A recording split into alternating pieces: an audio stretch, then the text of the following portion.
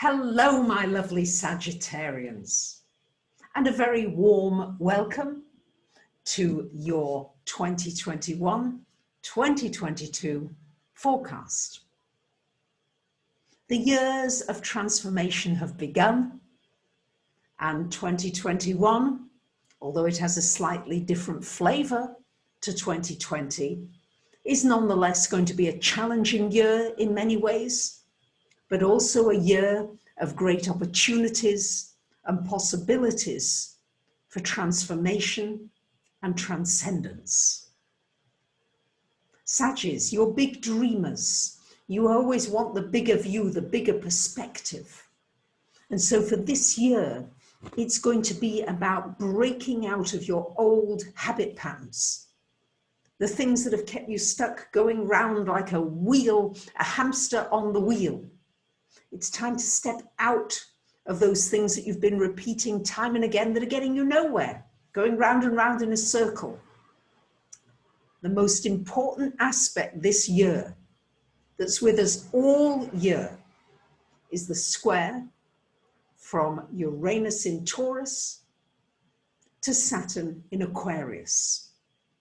It's exceptionally strong between February and July, and again November, December, but all year it's there resonating strongly in the foreground. For you, the square is between Saturn in your third house and Uranus in your sixth house. So what's this about? Well, on the global level, I've no doubt that we're going to see more fights for justice, fights for what is right, fight for freedom, because a square energy always creates a tension. It's a very tense aspect, probably one of the most tense, because you're dealing with planets that are signs that are very different and modalities that are very different. So it's like being in a room with a group of people that you don't like, or you don't get along with, and having to find some common ground, having to learn a way to get along with the people, or the race, or the tribe, or the religion that you don't like, the political party. This is going to be the challenge. How can we find harmony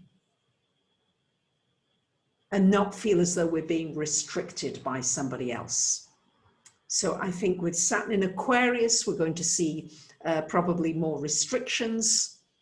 They're probably going to try and tax us on the internet, restrict some of our freedoms on the internet, possibly. And then Uranus in Taurus saying, no, we're not having it. So you're going to be asked in your life, where are you not having it?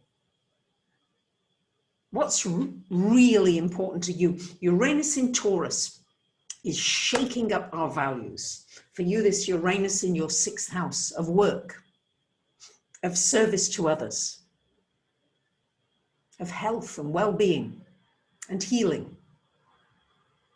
What are your important values this year? Really important. If you can think of your three most important values and maybe write them down.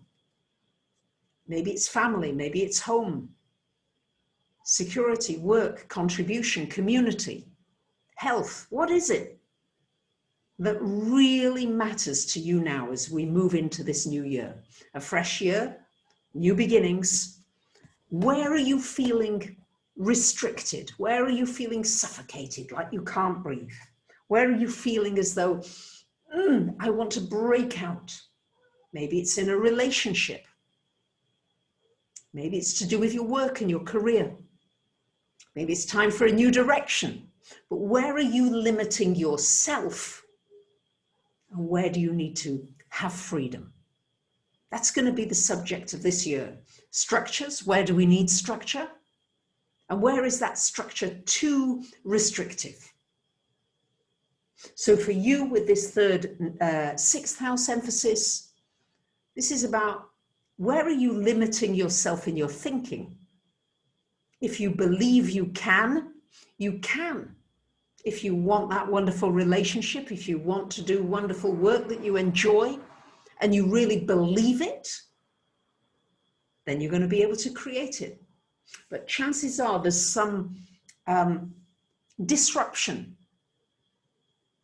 in your work area, so that you reevaluate, what am I doing in my daily life? Why am I doing what I'm doing? You might be asking yourself that. And it's time to free yourself and to do something that you really, really love, or to at least move in the direction of that which you love. Where do you want to contribute? The sixth house is about contribution, doing something that you feel is of value to other people.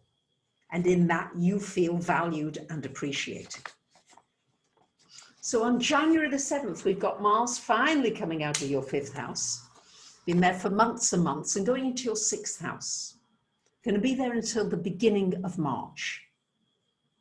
And Mars in this sixth house has to do with putting energy into your work, your health, good time for starting a new exercise regime, diet, whatever it is, putting energy into health, healing, rejuvenating, re-energizing yourself.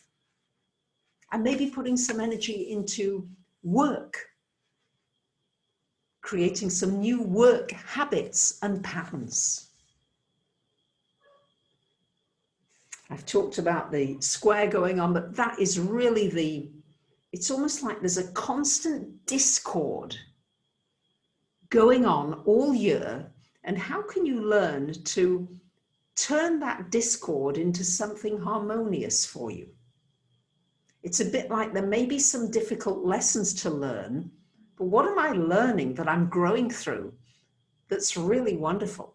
Yeah, there are some difficult things, wearing masks, all of these things, distancing, travel, all the things that have changed, and doubtless there's going to be more changes coming up. What can you learn from it? What can you grow from? That's what this Jupiter-Saturn is encouraging from you during this whole year. Now, on the 15th of May, Jupiter will move into your fourth house until the end of July. And this may trigger a physical move or travel. But you might want to move home. You might want to move with the Neptune there to your dream home, your dream place. Now, the end of July, Jupiter goes back into this third house until the end of the year. But this is encouraging you to learn something. What would you like to study? What would you like to learn? Great time for teaching, for sharing information, for expanding your networks and your communications.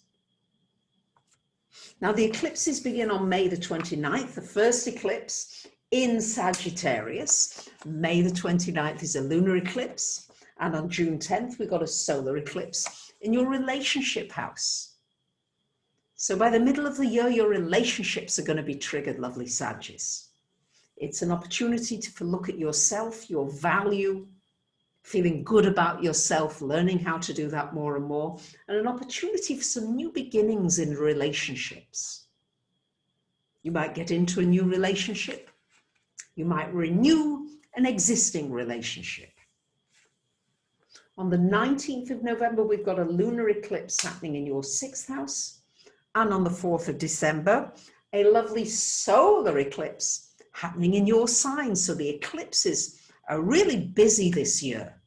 So it's a big year for you, Sagittarius, really big on all levels. So dream big, think big. Think about what you want in terms of your freedom. Relationships are certainly activated, and this work area and your health area, all of it is getting an opportunity for renewal, refreshment, revival. You can really birth a new you this year, lovely Sagittarius. So I want to thank so many of you who support this channel on Patreon. Thank you for liking, commenting, sharing, and subbing. Bye for now.